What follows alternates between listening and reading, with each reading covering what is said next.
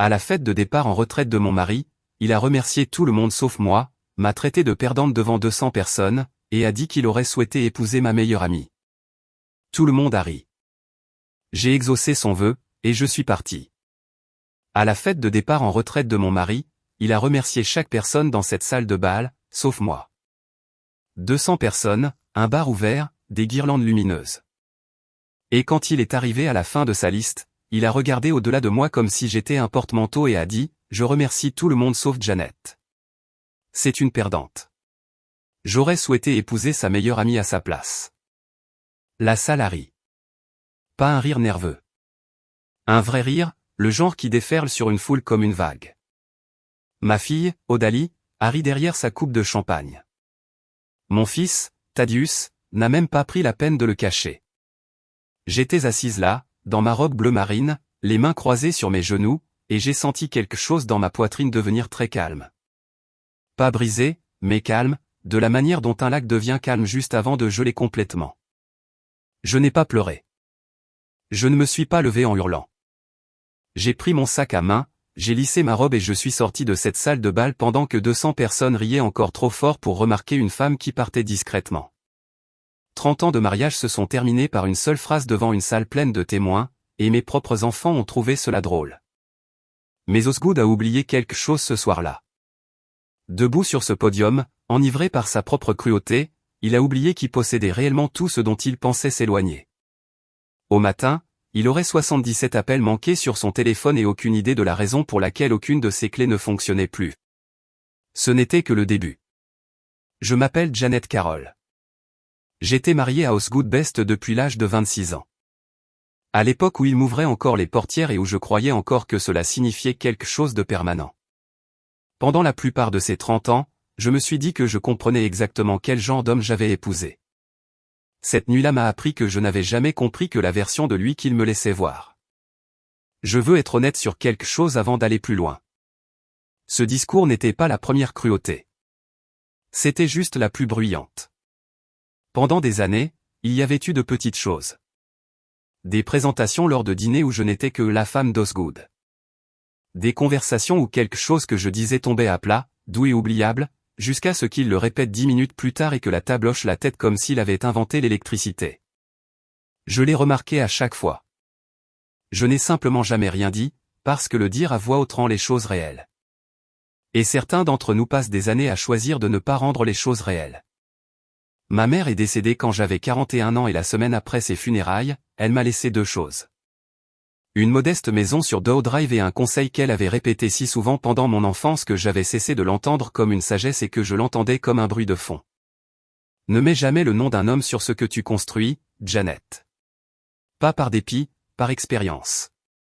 Elle avait vu sa propre sœur perdre une maison dont elle avait hérité parce qu'elle pensait que le mariage signifiait tout fusionner, y compris des choses qui ne lui avaient jamais appartenu au départ. J'ai écouté. La maison est restée à mon seul nom. Tout comme le petit bâtiment commercial à 2 pâtés de maison de là, que j'ai transformé en lieu événementiel une décennie plus tard. Quand j'ai déposé les documents de constitution de la société à responsabilité limitée auprès du secrétaire d'État de Géorgie au printemps de mes 41 ans, j'étais l'associé unique. Osgood est venu y travailler peu de temps après et je lui ai donné un titre qui sonnait bien dans les soirées, directeur des opérations. Il était doué avec les gens, doué pour les problèmes, mais son nom n'a jamais figuré sur un seul document officiel, un seul acte de propriété, un seul morceau de papier qui comptait. Je ne le lui ai jamais caché. Il n'a simplement jamais demandé. Et je pense que quelque part en chemin, il a cessé d'avoir besoin de demander parce qu'il avait commencé à le supposer de toute façon. J'avais remarqué les petites gommes pendant des années avant que cette nuit n'arrive. Un dîner en 2019 où un client m'a demandé ce que je faisais dans la vie et Osgood a répondu pour moi avant que je puisse ouvrir la bouche. Oh, Janet s'occupe. Elle s'occupe. 22 ans à construire quelque chose à partir d'un unique terrain hérité, réduit à 2 mots à une table pleine d'inconnus. Je me souviens avoir ri aussi ce soir-là. De la façon dont on rit quand corriger les faits semble plus compliqué que cela n'en vaut la peine. Je voyais une thérapeute de temps en temps depuis 6 ans à l'époque, la docteure Ranata Cole, une conseillère conjugale et familiale agréée avec un cabinet près de Piedmont Road, principalement pour ce que je me disais être des problèmes de communication.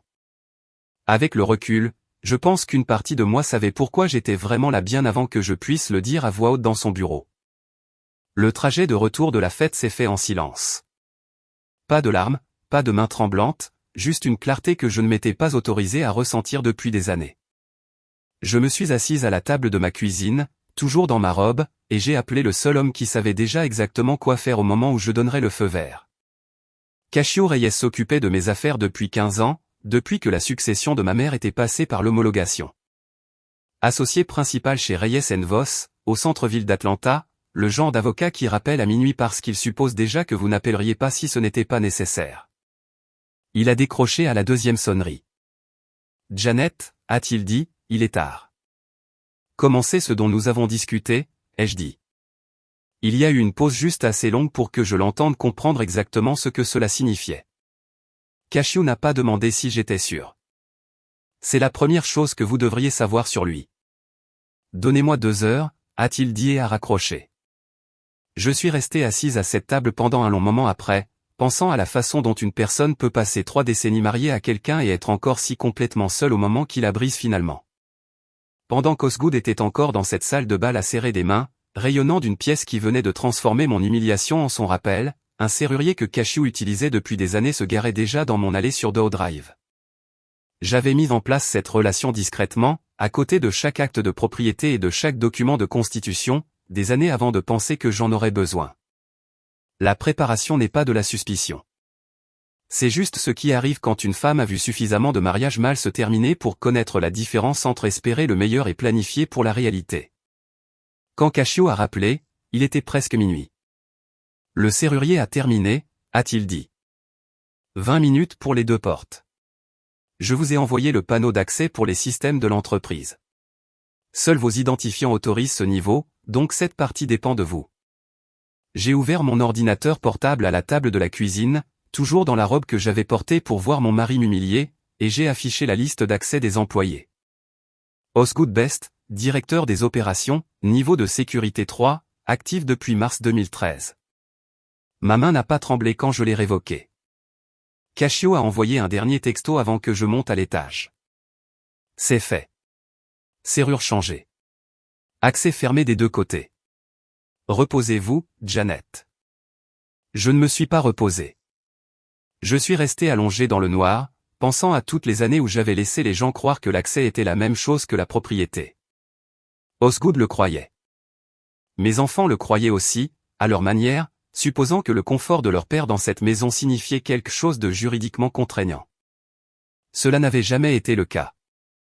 Le premier appel est arrivé à 23h47 ce soir-là. J'ai regardé mon téléphone éclairer le plafond et je n'y ai pas touché. Au 5e appel, je l'ai retourné face contre table. Au 20e, j'ai arrêté de compter et j'ai juste écouté le bourdonnement comme un orage passant à travers une maison où il ne pouvait plus entrer. Je ne sais ce qui lui est arrivé cette nuit-là que parce que ma fille me l'a raconté des jours plus tard, la voix encore chancelante. Il était resté à la fête 1 heure de plus, profitant des rires, et quand il est finalement rentré chez lui, sa clé n'a pas tourné. Il a essayé 2 fois, s'est dirigé vers la porte de côté par habitude. Rien. Une maison qui s'ouvrait pour lui sans poser de questions, scellée comme si elle n'avait jamais connu son nom. C'est là que les appels ont commencé pour de bon. Il a dû supposer que c'était une erreur au début, une serrure coincée, un coup de malchance, quelque chose qu'un serrurier pourrait réparer le lendemain matin. Ce n'est que lorsqu'il s'est rendu sur le lieu de l'événement, badge en main par 13 ans de mémoire musculaire, que la deuxième porte lui a fait défaut aussi. Sa carte clé a clignoté en rouge et est restée rouge. 13 ans à entrer dans ce bâtiment comme s'il en possédait une partie, et son nom n'avait jamais figuré sur un seul document officiel. Vers 2 heures du matin, mon fils a appelé. J'ai failli le laisser sur la messagerie vocale. J'aurais dû. Maman, qu'est-ce que tu as fait? La voix de Thaddeus avait un ton tranchant. Le genre qui vient d'un fils qui a passé 1 heure d'insomnie à monter un dossier dans sa tête. Papa est enfermé hors de sa propre maison, de son propre travail. Quoi qu'il ait dit ce soir, ça ne justifie pas ça. Quoi qu'il ait dit, comme si les mots eux-mêmes étaient encore un mystère. Il choisissait de ne pas le regarder directement. Demande à ton père ce qu'il voulait dire, lui ai-je dit, pas ce qu'il dit maintenant, ce qu'il voulait dire à ce moment-là. Thaddeus est resté silencieux une seconde et j'ai cru que j'avais touché quelque chose en lui. Ce n'est pas une réponse, a-t-il finalement dit. C'est la seule que j'ai pour le moment, ai-je dit. Je sais déjà ce qu'il voulait dire. La question est de savoir si tu es prêt à le savoir. J'ai raccroché avant qu'il ne puisse argumenter. Au matin, j'avais 77 appels manqués dans un tiroir où j'avais mis mon téléphone face contre table et un silence dans cette maison qui, pour la première fois depuis des années, me semblait entièrement mien. Je veux vous dire que l'histoire s'est terminée là, avec une serrure changée et un silence satisfaisant. Ce ne fut pas le cas. Ce n'était que la première boucle de quelque chose qui prendrait 5 mois, 3 avocats, un expert comptable judiciaire et une juge nommée Loretta Simmons pour enfin se conclure. Marceline Dupré s'est présentée à ma porte 3 jours après la fête, encore dans ses vêtements de voyage, comme si elle était venue directement de l'aéroport sans s'arrêter pour se changer. Je ne l'avais pas appelée. Elle avait entendu parler du discours par quelqu'un à une conférence sur les licences à Chicago et avait pris le premier vol pour Atlanta qu'elle avait pu trouver. « Tu aurais dû m'appeler », a-t-elle dit, debout sur le seuil de ma porte. Je ne voulais pas le rendre réel en le disant à voix haute à qui que ce soit pour l'instant, lui ai-je répondu. Elle est entrée sans se faire prier, c'est ainsi que j'ai su que ce n'était pas une visite de réconfort. Marceline ne se précipite que si quelque chose en elle a déjà décidé que l'attente est terminée. Nous nous sommes assises dans mon salon et elle n'a pas tourné autour du pot comme je m'y attendais. « Avant que tu ne l'épouses, a-t-elle dit, Osgood m'a demandé à moi d'abord. » J'ai entendu les mots individuellement. Ensemble, ils n'ont pas eu de sens pour moi pendant un moment. De la façon dont une phrase dans une langue que vous parlez couramment peut encore vous faire trébucher dans le mauvais contexte. « T'as demandé quoi ?» ai-je dit, bien qu'une partie de moi le sût déjà. « D'être avec lui, avant même que vous ne vous rencontriez correctement. » J'ai dit non. Elle ne détournait pas le regard, ce qui m'a dit qu'elle avait suffisamment répété cela pour survivre au contact visuel. Je pensais que ça s'arrêtait là. Pendant longtemps, j'ai cru que c'était le cas. Ça ne l'était pas. Pas vraiment. Quand il a commencé à te voir, une partie de lui cherchait encore à se prouver quelque chose. Je ne le comprenais pas à l'époque. Au moment où je l'ai compris, vous aviez déjà toute une vie ensemble, et je me suis dit que la vérité ne reconstruirait rien. Elle ne ferait qu'abattre une boule de démolition sur quelque chose qui était déjà devenu réel. Je suis resté très immobile. L'immobilité vous achète quelques secondes avant que votre visage ne décide de ce qu'il va faire. Et maintenant, ai-je finalement dit, il s'est tenu dans une pièce pleine de gens et a dit qu'il aurait souhaité t'épouser à ma place. Ce n'est pas un homme qui a tourné la page, Janet, a dit Marceline, la voix légèrement cassée. C'est 30 ans à te mesurer à quelque chose qu'il n'a jamais eu. Je n'ai pas pleuré ce jour-là non plus.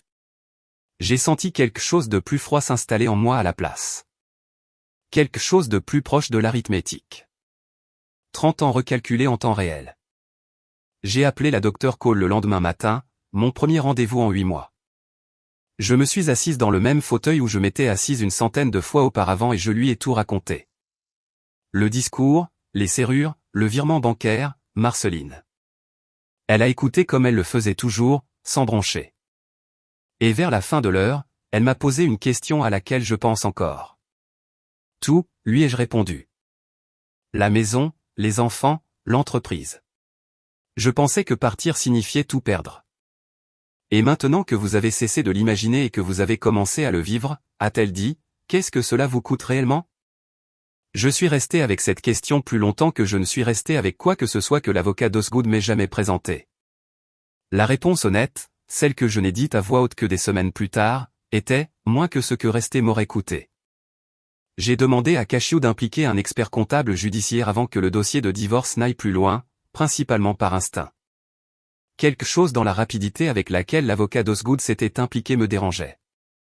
Cashew a recommandé Priya Neyer, une experte comptable agréée du cabinet Whitfield & Cole, spécialisée dans les audits de divorce à patrimoine élevé. Le genre de personne qui lit le grand livre d'une entreprise comme la plupart des gens lisent une liste de courses. Priya m'a appelé un jeudi, 11 jours après la fête. J'ai besoin que vous regardiez quelque chose, a-t-elle dit. Avant d'aborder l'historique des actes de propriété et les documents de la société à responsabilité limitée, qui sont impeccables, soit dit en passant. J'ai trouvé une demande de virement bancaire soumise via le compte Wells Fargo de l'entreprise le matin après la fête de départ en retraite de votre mari. 47 300 $ acheminés vers un compte personnel sous le nom de Obest Consulting LLC. Elle a été signalée et retenue par le service de lutte contre la fraude de la banque parce que les identifiants du demandeur avaient été désactivés 4 heures avant la soumission de la demande. Je me suis assise à la table de ma cuisine pour la deuxième fois en 2 semaines, sentant le sol tanguer légèrement sous moi. Il a essayé de sortir de l'argent de l'entreprise, ai-je dit. La même nuit où je l'ai mis dehors. On dirait bien, a dit Priya. Le compte vers lequel il a essayé de l'acheminer a été enregistré 9 jours avant la fête. Je suppose qu'il préparait une sorte de sortie depuis un certain temps. Le moment du discours de la fête ne correspond pas vraiment à une explosion spontanée quand on le met en parallèle avec des documents comme celui-ci. Mes mains ne tremblaient pas. Cela m'a surprise plus que le montant. J'avais passé 30 ans à me préparer à des raisons d'être blessé par cet homme. Celle-ci, d'une manière ou d'une autre, n'a pas atterri comme une douleur. Elle a atterri comme une confirmation. La banque peut-elle nous dire autre chose, ai-je demandé. J'ai demandé le dossier de conformité complet, a dit Priya. La chaîne de traçabilité des journaux de transaction. L'adresse IP de la demande horodatée à la seconde près. Si cela se termine devant un juge, je veux que ce soit béton. 2 jours plus tard, l'avocat d'Osgood, Marbury Holt, 22 ans de pratique du droit de la famille dans un bureau de Buckhead avec son nom gravé en laiton sur la porte, a appelé Cashew directement au lieu de passer par les procédures habituelles. Cashew m'en a parlé ce soir-là, lisant des notes qu'il avait prises pendant l'appel. Il demande une conversation en vue d'un règlement à l'amiable, a dit Cashew. Il veut éviter ce qu'il a appelé une enquête préalable inutile. C'est généralement le langage d'avocat pour dire mon client cache quelque chose qu'il ne veut pas qu'un juge voie. Il est déjà au courant pour le virement, ai-je dit. J'en mettrai ma main à couper, a dit Cashew. Marbury est bon, minutieux. Si son client a tenté quelque chose comme ça, il va vouloir contrôler le récit avant nous. Le contrôle du récit a commencé avec mes enfants. Thaddeus m'a appelé 2 jours après, me demandant de le rencontrer pour déjeuner dans un restaurant près de son bureau. Un endroit neutre, a-t-il dit. J'aurais dû poser plus de questions avant d'accepter. Osgood était déjà assis à table quand je suis entré. Tu aurais dû me dire qu'il serait là, ai-je dit, toujours debout. Assieds-toi, maman, a dit Thaddeus. S'il te plaît, écoute-nous. Je me suis assise parce que partir aurait fait une scène et parce qu'une partie de moi était curieuse de voir jusqu'où mon fils était prêt à aller pour un homme qui l'avait mis dans cette position sans l'avertir de ce que cela coûterait.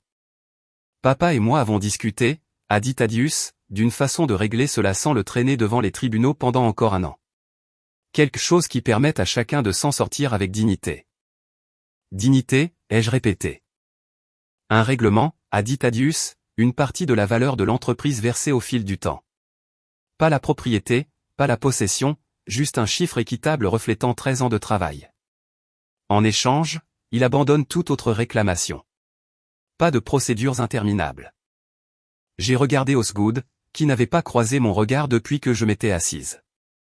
Est-ce l'arrangement que tu veux, lui ai-je demandé directement. Ou l'arrangement que tu as demandé à notre fils de vouloir pour toi. Il a finalement levé les yeux. Janet, j'ai donné 13 ans à cette entreprise. Tu as été payé un salaire pendant 13 ans, ai-je dit. Chacune d'entre elles. Ce n'est pas une dette. C'est un travail que tu as occupé et pour lequel tu as été rémunéré. Comme n'importe qui d'autre sur cette liste de paie. Ce n'est pas juste, a dit Thaddeus, la voix montant. C'est ton mari.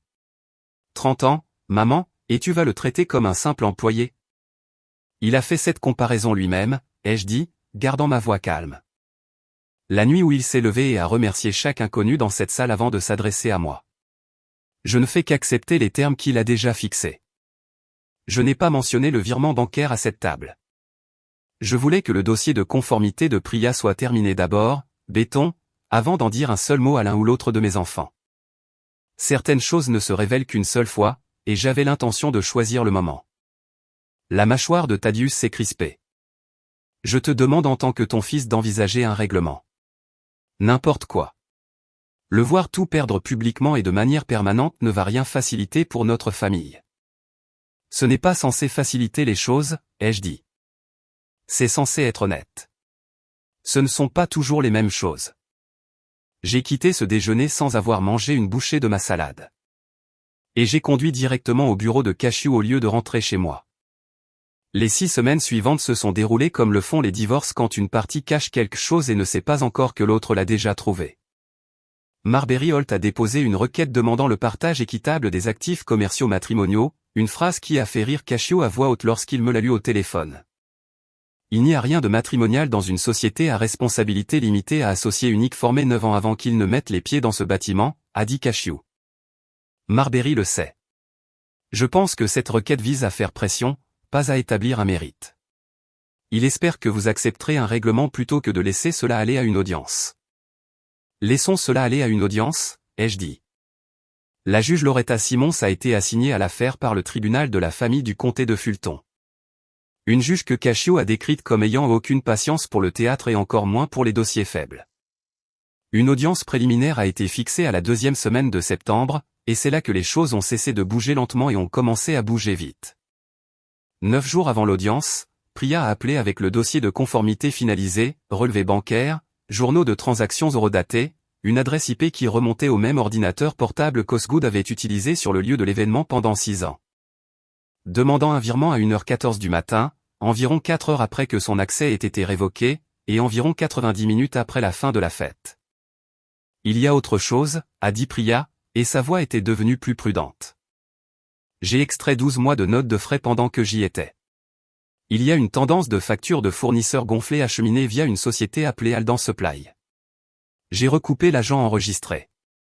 Cela remonte à une boîte postale enregistrée au nom du frère de votre mari. J'ai fermé les yeux. Combien? Prudemment, au cours de la dernière année, environ 61 000 $ de factures qui ne correspondent à aucune livraison réelle que je puisse vérifier. J'avais construit cette entreprise de mes propres mains. J'avais déposé chaque document moi-même. J'avais refusé pendant 30 ans de laisser le nom de qui que ce soit toucher à ce qui était mien. Et pendant tout ce temps, l'homme en qui j'avais confiance pour gérer ces opérations quotidiennes l'avait discrètement saigné de l'intérieur. J'avais 6 jours avant l'audience préliminaire et une décision qui me semblait, pour la première fois dans toute cette épreuve, véritablement impossible. Si je présentais les factures gonflées ainsi que la tentative de virement, cela cessait d'être une affaire de divorce. Cela devenait quelque chose de plus proche de la fraude, quelque chose qui pourrait impliquer le bureau du procureur, quelque chose qui mettrait le nom du père de mes enfants à la une des journaux au lieu d'un dossier de tribunal. Thaddeus et Odalie avaient déjà cessé de me parler, sauf par des textos courts et furieux. Cela mettrait fin à tout fil qui nous liait encore, peut-être de manière permanente. Si je ne le présentais pas, Osgood s'en irait avec le partage de la retraite et tout règlement que son avocat pourrait négocier, tandis que mon entreprise absorberait discrètement une perte que j'aurais à expliquer à mon propre comptable pendant des années. Et il ne ferait jamais face à une seule conséquence, ni pour le vol, ni pour les 30 ans d'effacement silencieux qui l'ont précédé. Je n'ai pas dormi la nuit avant de prendre cette décision. Je suis resté assise à la table de ma cuisine, la même table où tout cela avait commencé, avec le dossier de Priya ouvert devant moi, mes mains froides même si la maison ne l'était pas. Mon estomac n'était pas tranquille depuis 3 jours. J'oubliais de manger, puis je mangeais trop vite quand je m'en souvenais, puis je me sentais mal de toute façon. 6 jours. Je n'arrêtais pas de le dire à voix haute dans la cuisine vide comme un compte à rebours.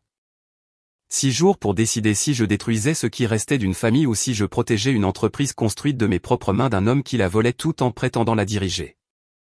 Je n'arrêtais pas de penser à la voix de ma mère. Ne mets jamais le nom d'un homme sur ce que tu construis. Elle ne m'avait jamais dit quoi faire une fois qu'un homme essayait de le prendre quand même. À 6 heures du matin, j'ai appelé Cashew. Présentez tout, ai-je dit. Chaque page. Êtes-vous sûr, a-t-il demandé, ce qu'il ne m'avait jamais demandé en 15 ans. J'ai passé 30 ans à être douce sur des choses qui méritaient l'honnêteté, ai-je dit. J'ai fini d'être douce. L'audience a commencé à 9 heures du matin un mardi dans une salle d'audience qui sentait le nettoyant à moquette et le vieux café. Marbury Holt a commencé avec l'argument du partage équitable, citant les contributions opérationnelles significatives d'Osgood à l'entreprise sur 13 ans. La juge Simmons a écouté sans expression, de la manière dont j'imaginais qu'elle avait écouté 1 millier d'arguments comme celui-là. Puis Cashew s'est levé. Votre honneur, avant de discuter du partage, j'aimerais verser au dossier une série de documents pertinents concernant la conduite de M. Bess durant les dernières semaines de son emploi. Il a tendu un dossier à l'huissier. Pièce à conviction D, dossier de conformité bancaire montrant une tentative de virement de 47 300 $ du compte de l'entreprise vers une société à responsabilité limitée personnelle enregistrée 9 jours auparavant. Soumise à 1h14 du matin en utilisant des identifiants qui avaient déjà été désactivés. Pièce à conviction E, un audit judiciaire préparé par Priya Neyé, experte comptable agréée. Montrant une tendance de factures gonflées totalisant environ 61 000 $ acheminés via un fournisseur enregistré au nom du frère de Monsieur Bess. La salle d'audience est devenue silencieuse d'une manière que j'ai sentie jusque dans mes dents. Le visage de Marbury Holt n'a pas bougé, mais je l'ai vu jeter un regard de côté à son client pendant une fraction de seconde. Et dans ce regard, j'ai vu un homme réalisant qu'il avait construit toute sa stratégie sur une fondation que son propre client ne lui avait pas dit être fissurée. Votre honneur, a dit Marbury Holt, se remettant vite. Je voudrais une suspension de séance pour examiner ces documents avec mon client. Accordé, a dit la juge Simons. 30 minutes. Et maître Holt, j'attendrai une posture considérablement différente de votre client lorsque nous reprendrons. Je n'ai pas regardé ce qui s'est passé dans ce couloir pendant la suspension. Je le sais seulement parce que Thaddeus me l'a dit des semaines plus tard. Osgood s'est assis sur un banc à l'extérieur de la salle d'audience, la tête dans les mains, pendant que Marbury lui parlait d'une voix basse et sèche, et que lorsque Thaddeus a essayé de s'asseoir à côté de son père, Osgood lui a dit de retourner à l'intérieur, qu'il ne voulait pas que son fils entende ce qui allait suivre. Pendant la suspension, je me suis assis seul dans le couloir sur un banc en bois qui semblait trop dur pour la durée réelle de 30 minutes. Cashio se tenait à quelques mètres de là au téléphone et je regardais la trotteuse de l'horloge murale. De la façon dont on regarde quelque chose quand on a besoin que son esprit ait un endroit sur où atterrir. Mes paumes étaient moites. Je les ai pressées à plat contre mes genoux et je me suis forcé à inspirer sur 4 temps, retenir sur 4, expirer sur 4. De la manière dont la Dr Cole me l'avait appris des années auparavant pour un tout autre type de panique. Quand l'audience a repris, Marbury Holt n'a pas contesté les pièces à conviction. Il ne le pouvait pas. La chaîne de traçabilité de Priya était béton. Le propre service de conformité de la banque avait signalé le virement avant même que nous n'assignions les dossiers, et l'audit des factures présentait des écarts réels et vérifiables entre les documents et les livraisons. Au lieu de cela, il a pivoté vers le contrôle des dommages, demandant au tribunal de traiter les incidents comme des erreurs de jugement isolées plutôt qu'une tendance, demandant que toute restitution soit gérée en privé plutôt que d'être renvoyée au procureur. La juge Simons a regardé Osgood directement pour la première fois ce jour-là.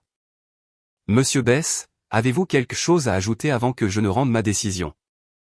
J'ai regardé mon mari de 30 ans se lever devant une juge, son propre avocat et moi, et ne rien dire pendant près de 10 secondes complètes. Quand il a finalement parlé, sa voix ne ressemblait pas à celle de l'homme qui s'était tenu sur ce podium des mois plus tôt. Non, votre honneur, a-t-il dit.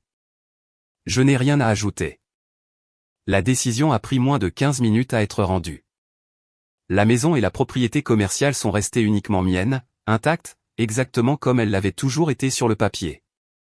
L'entreprise est restée mienne, associé unique, document de constitution inchangé depuis le jour où je les ai déposés. La pension de retraite d'Osgood a été partagée selon la part matrimoniale gagnée pendant nos années de mariage, un chiffre modeste qui, une fois ses frais d'avocat pris en compte, couvrait à peine 6 mois de loyer. Le tribunal a renvoyé les conclusions sur le virement et les factures au bureau du procureur pour examen. Cependant, la juge Simons a noté au dossier que la restitution du montant total, payé dans les 90 jours, serait considérée favorablement si des poursuites étaient envisagées. Le dossier judiciaire de Priya n'a pas seulement fait gagner l'audience. Il a changé la façon dont tout le monde dans cette salle d'audience regardait l'homme qui avait passé un discours de retraite entier à jouer le rôle d'un mari lésé. J'ai appris des semaines plus tard, par l'intermédiaire de Wendell Streer, un ami de longue date de la famille qui siégeait au comité d'adhésion du Magnolia Club, que l'histoire avait déjà commencé à circuler dans notre cercle social avant même que l'encre ne soit sèche sur la décision.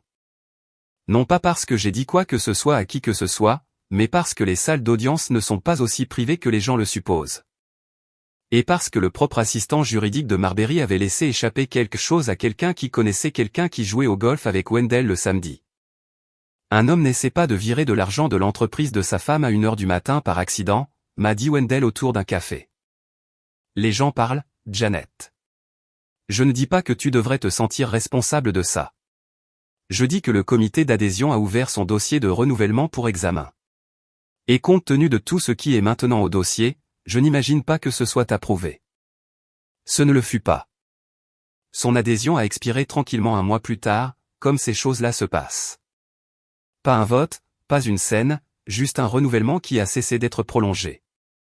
Une journaliste nommée Colleen Ashby, qui couvrait les petites entreprises pour le journal économique hebdomadaire local, m'a appelé peu de temps après pour me demander un commentaire sur l'expansion prévue du lieu.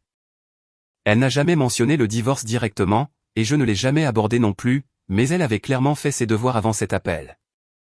Elle m'a désigné comme propriétaire unique et fondatrice 3 fois distincte au cours d'une conversation de 15 minutes, comme si elle voulait que le dossier le dise clairement, même si l'article ne le ferait jamais. Quand l'article est paru, il s'agissait de 2 paragraphes en page 6. Rien de dramatique. C'était quand même quelque chose de voir mon nom imprimé comme le seul nom qui y appartenait. Odalie est venue chez moi un dimanche après-midi, 3 semaines après la décision, sans appeler d'abord. Elle est restée sur mon porche un long moment avant de frapper, comme si elle décidait encore de faire demi-tour. J'ai ri à cette fête, a-t-elle dit une fois que je l'ai laissée entrer. J'ai ri quand il t'a traité de perdante, maman. Et j'ai passé des semaines à essayer de comprendre pourquoi, et je n'ai pas de bonne réponse.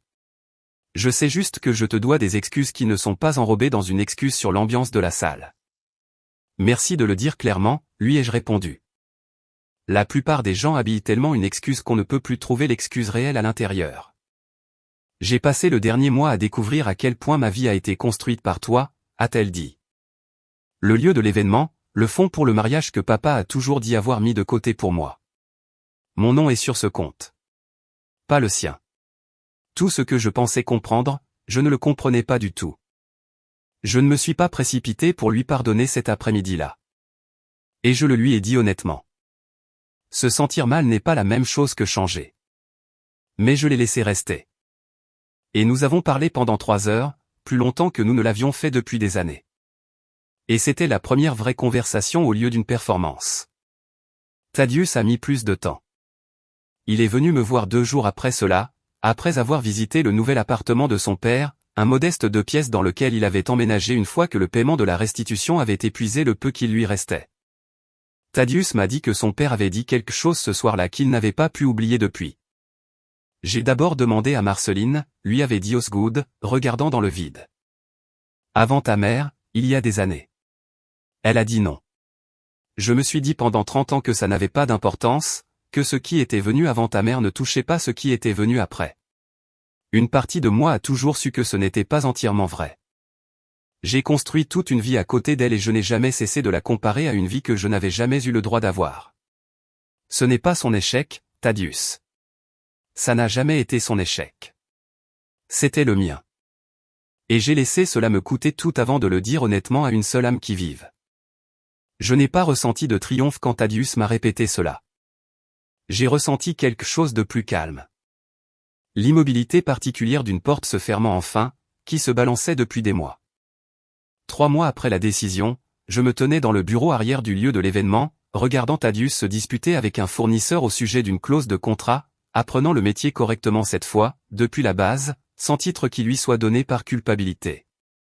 Odalie venait 2 fois par semaine pour s'occuper du marketing, ne s'opposant aux décisions qu'une fois qu'elle les comprenait assez bien pour être en désaccord. Je n'ai jamais reçu d'excuse complète d'Osgood et j'ai cessé d'en attendre. Certaines dettes ne sont pas remboursées. Elles cessent simplement de porter intérêt une fois que vous arrêtez enfin d'accorder le crédit. Priya Neye m'a envoyé une facture finale pour son travail cette même semaine. Et en bas, sous la ligne de l'article Examen judiciaire des procédures de divorce, elle avait écrit une seule note à la main. Vous avez construit une entreprise saine. Cela a rendu les choses faciles. La plupart des gens ne me font pas ce cadeau. J'ai gardé cette facture dans le même tiroir où je gardais mon téléphone la nuit où il a sonné 77 fois. J'avais l'impression qu'elle y avait sa place. Une preuve classée de la manière dont j'avais toujours classé tout ce qui comptait. J'ai fini par apprendre qu'il avait pris un emploi stable de gestionnaire de stock pour une chaîne de quincaillerie en dehors de la ville. Un travail qui ne nécessitait pas de licence, l'approbation d'un conseil d'administration, ou la bonne volonté de quiconque qu'il n'avait pas déjà épuisé. Thaddeus a dit que son père semblait plus petit dans le récit. Pas de manière cruelle, juste plus silencieux. De la manière dont un homme devient quand les applaudissements s'arrêtent enfin, de manière permanente. Je vois toujours la docteur Cole un mardi sur deux, bien que les conversations soient différentes maintenant. Moins sur ce que j'ai peur de perdre, plus sur ce que je suis enfin autorisé à vouloir. Elle m'a demandé récemment si je lui avais pardonné. Je lui ai dit que le pardon n'était plus vraiment la question. La question était de savoir si je retournerais un jour à m'expliquer doucement à quelqu'un qui ne m'avait jamais accordé la même courtoisie, et la réponse à cette question est venue facilement. Je n'ai pas assisté seul à l'événement suivant du lieu. Ma fille a conçu elle-même les guirlandes lumineuses dans la cour. Mon fils a salué les vendeurs par leur nom, à l'aise d'une manière qui n'avait plus rien à voir avec la performance. Et quelque part en ville, j'imagine que mon mari de 30 ans pense encore à la nuit où il s'est tenu devant 200 personnes et a tendu la main vers la seule chose qu'il supposait lui être toujours acquise. Mon nom, dit à voix haute comme si cela ne lui coûtait rien. Il a oublié que la seule chose qui était jamais réellement à lui de perdre était les applaudissements. Tout le reste, tout ce temps, n'avait jamais été qu'à moi. Si vous êtes arrivé jusqu'ici, vous savez déjà que la fin qu'il méritait et celle qu'il a eue n'étaient pas la même chose. C'est généralement comme ça que ça se passe. Cette histoire est entièrement fictive et destinée uniquement à des fins de divertissement et d'éducation.